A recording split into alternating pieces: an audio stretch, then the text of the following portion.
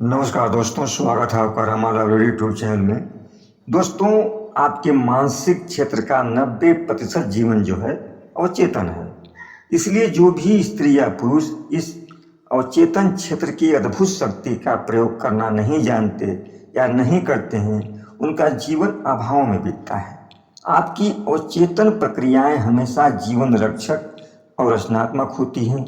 आपका अवचेतन मन आपके शरीर का निर्माता है और आपके अवचेतन मन के पास आपकी सभी समस्याओं का समाधान मौजूद है। फिर चाहे वो समस्या धन दौलत से संबंधित हो या शारीरिक स्वास्थ्य का मामला हो। नेपोलियन हिल ने लगभग 25,000 अमीरों और सफल लोगों का विश्लेषण करके अपनी पुस्तकों में सफलता के नियमों को लिखा है। उन्होंने संसार के करोड़ों लोगों को सिखाया कि कोई भी इंसान अपनी तकदीर को कैसे बदल सकता है। नेपोलियन हिल ने लिखा है कि किसी भी व्यक्ति के प्रधान गुण काफ़ी हद तक उसके परिवेश, प्रशिक्षण, सहकर्मियों और ख़ास तौर पर उसके विचारों से तय होते हैं। जिस भी विचार को मस्तिष्क में लगातार आप रखते हैं, जिस विचार पर आप एकाग्रता से चिंतन करते हैं, वह विचार अपने जैसे दूसरे गुणों को अपनी ओर आकर्षित करता है। और मानव मस्तिष्क के गुण तभी जीवित रह सकते हैं जब उन्हें पोषण दिया जाए और उनका इस्तेमाल किया जाए। जिस किसी जीवित चीज को पोषण या इस्तेमाल नहीं मिलता है, वह मर जाती है। यह नियम मानव मस्तिष्क के उन गुणों पर भी लागू होता है जिनका हम इस्तेमाल नहीं करते हैं। मस्तिष्क में किसी गुण का विकास करने का एकमात्र तरीका है कि इस पर ध्यान केंद्रित किया जाए, इसके बारे में सोचा जाए और इसका इस्तेमाल किया जाए। मस्तिष्क की बुरी प्रवृत्तियों को खत्म करने का तरीका यह है कि उनका उपयोग न करके उन्हें भूखा रखा जाए। नेपोलियन हिल ने कहा है कि उस अद्भुत मशीन के बारे में सीखें जिसे हम मस्तिष्क कहते हैं। यह आपकी शक्ति का सच्चा स्रोत है। अगर आप आर्थिक चिंताओं और अपने अभावों से मुक्त होना चाहते हैं तो यह इसी अद्भुत मस्तिष्क की बदौलत होगा। आपको अपने मस्तिष्क से काम कराने के लिए दुनिया के किसी भी इंसान के सहयोग की जरूरत नहीं है। उन्होंने लिखा है कि अपने अवचेतन मन में विचारों को प्रेषित करने का आसान तरीका यह है कि जिस विचार को अवचेतन मन में प्रविष्ट करना चाहते हैं, एक छोटा सा वाक्य बना लें जिसे आसानी से कह सकें।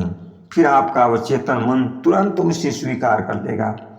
उन वाक्यों को शांत स्वर में 4 बार इस तरह दोहराएं जैसे बच्चे को सुनाने के लिए लोरी गाई जाती है। एक युवा महिला लंबे समय से जमीन जायदाद से संबंधित एक मुकदमे में फंसी हुई थी।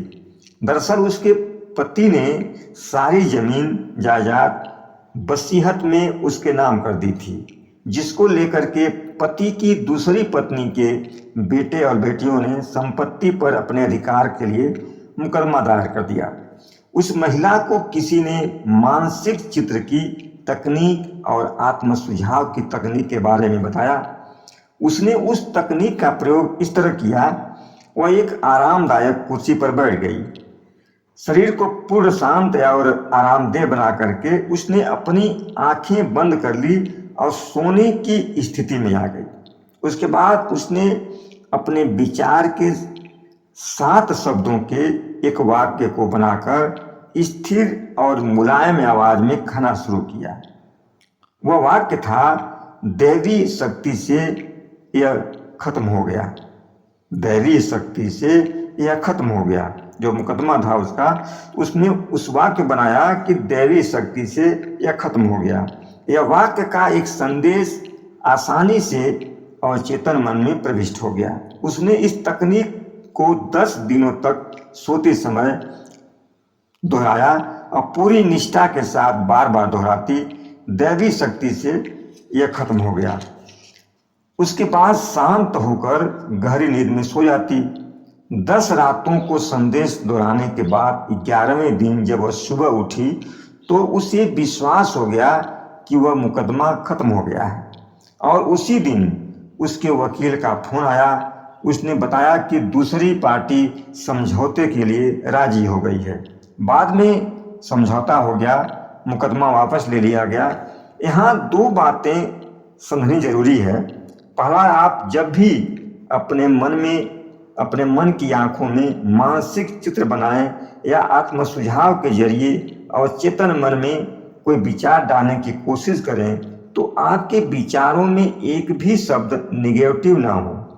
दूसरी चीज, जब आप अवचेतन मन में मानसिक छवि या अपने विचारों को प्रविष्ट करने की कोशिश शुरू करते हैं तो शुरू में आपको अपने विचारों पर विश्वास नहीं होगा, लेकिन अगर आप बार बार अपने विचारों को उचित समय पर शांत मन से और चेतन मन में प्रविष्ट करने की कोशिश करते हैं तो एक दिन आपके अंदर विश्वास पैदा हो जाता है और विश्वास होने पर वह चीज अदृश्य जगत से भौतिक जगत में आपके लिए साकार हो जाती है।